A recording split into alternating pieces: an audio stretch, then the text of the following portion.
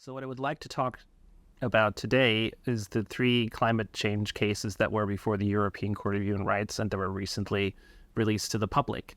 It's three cases, the first being Carême in France, involving a former French mayor from a coastal town, alleging both in a personal and an official capacity that the French government needed to do more to combat climate change.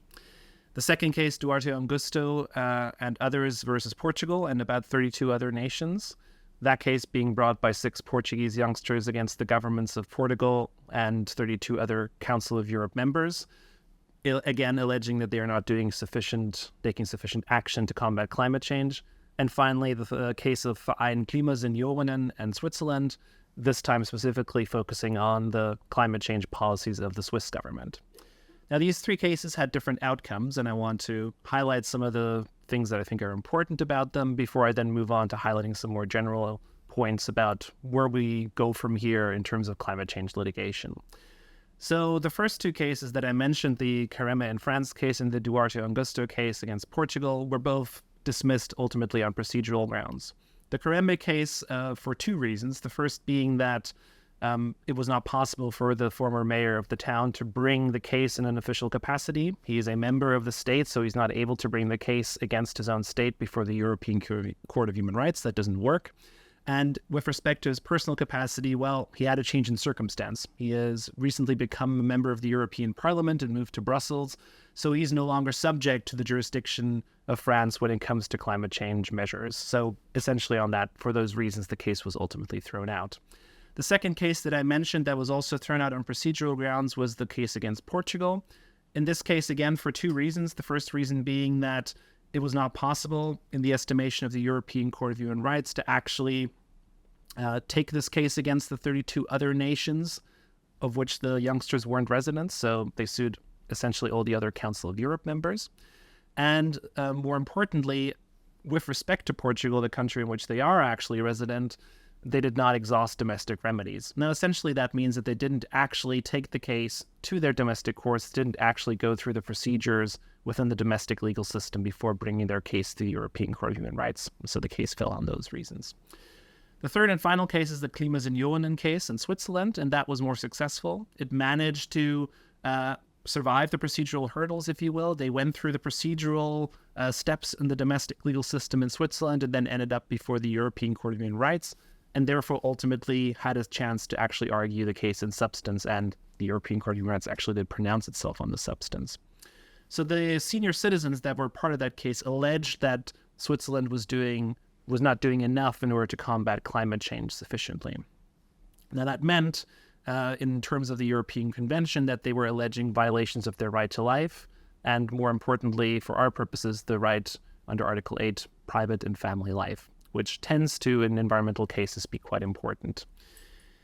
Ultimately, the European Court of Human Rights agreed with them that there was a violation of Article 8, chiefly because they felt that Switzerland wasn't doing enough to combat climate change. Now, that might on the surface sound quite revolutionary and quite a strong statement from an international court, but I want to persuade you that that actually was not the case, that the decision was actually quite orthodox, and that ultimately what the European Court of Human Rights ended up deciding leaves states with a significant margin of appreciation, a lot of deference, in other words, to decide on what kind of policies they want to pursue. Okay, so let me tell you about the three important takeaways that I think we can take here from these sets of three decisions. The first really is that procedural barriers, procedural hurdles matter. So it's really important, as it already was in similar cases being brought before other international courts, that you exhaust domestic remedies, that you take the case to the appropriate domestic authorities, that you have them decide on it, and only then do you bring the case to the European Court of Human Rights or before the Committee of the Convention on the Rights of the Child or whatever other international forum you want to take it to. That really is an important lesson here, especially for the cases involving the Portuguese government and the case involving the French government. Secondly, and I think more importantly, it was perhaps received with some surprise in certain corners that the European Court of Human Rights decided that climate change policy could fall within the ambit of the convention. But really, this isn't that much of a surprise to those people who have been paying closer attention to the doctrine of the European Court of Human Rights on environmental issues. Now, this is where I have a shameless plug to make. I wrote a PhD and subsequently a book on this subject, so I was quite familiar with the case law. And one of the important things that came out of these environmental decisions, taking them in the round anyway, is that when there is a established environmental harm, then the state is under an obligation to regulate and to enforce said regulations in order to do something, in other words, about the environmental harm. And that is a principle that I think the court has essentially applied here to the climate change context as well. It is not so much an obligation to do anything in particular about climate change, but it really is more that the state needs to have some sort of plan to reduce its greenhouse gas emissions. The court says it needs to reduce its greenhouse gas emissions, generally speaking, but in terms of the specifics, really a lot of the decision-making is left with the political process. And this takes me to the third point that I wanted to make, which is really that this is a quite deferential decision, ultimately, that leaves the majority of the important decisions with the political process. Now, assuming that that a state actually has a certain level of commitment in terms of what it wants to do in terms of greenhouse gas emission reductions, and assuming that it actually has some sort of plan that it is more or less following in practice, then the state will be on the safe side.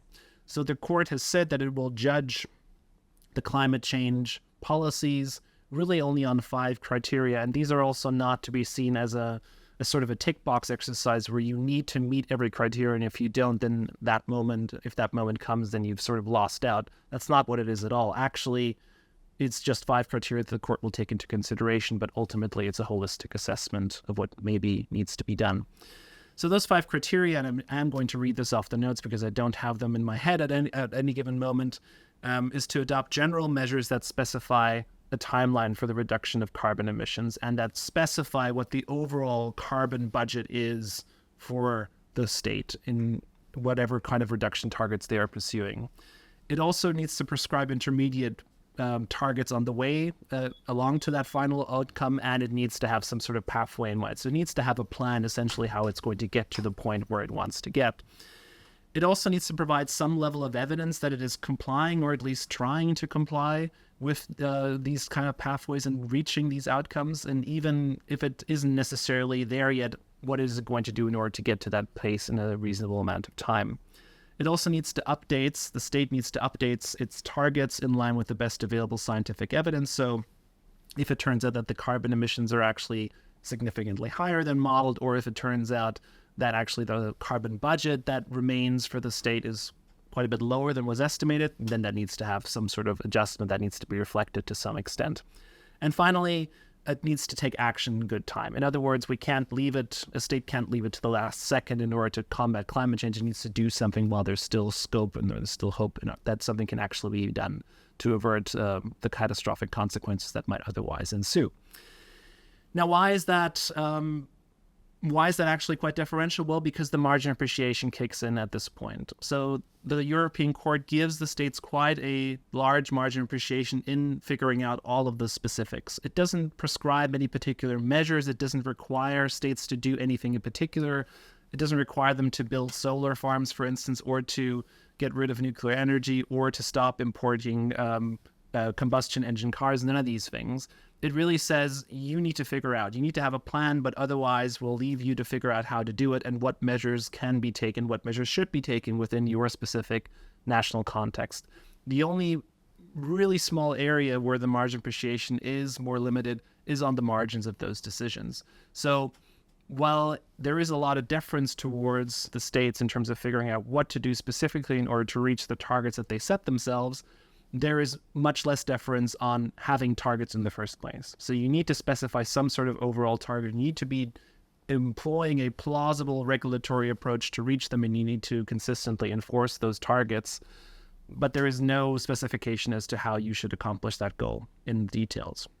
So I think in summary, and this is really the big takeaway here, this is actually a quite deferential decision. This is an attempt of the European Court of Human Rights to kick the ball back, if you will, into the political arena, to allow the political process to play out, the international diplomatic process to play out, in order for these agreements to come to light and to actually effectively combat climate change. It's also notable that the European Court did not require any specific measures, as I said, but also left the enforcement of the judgment to the political process of the Council of Europe. So really on all fronts, I think the strong preference of the court seems to be for the political process to sort this out.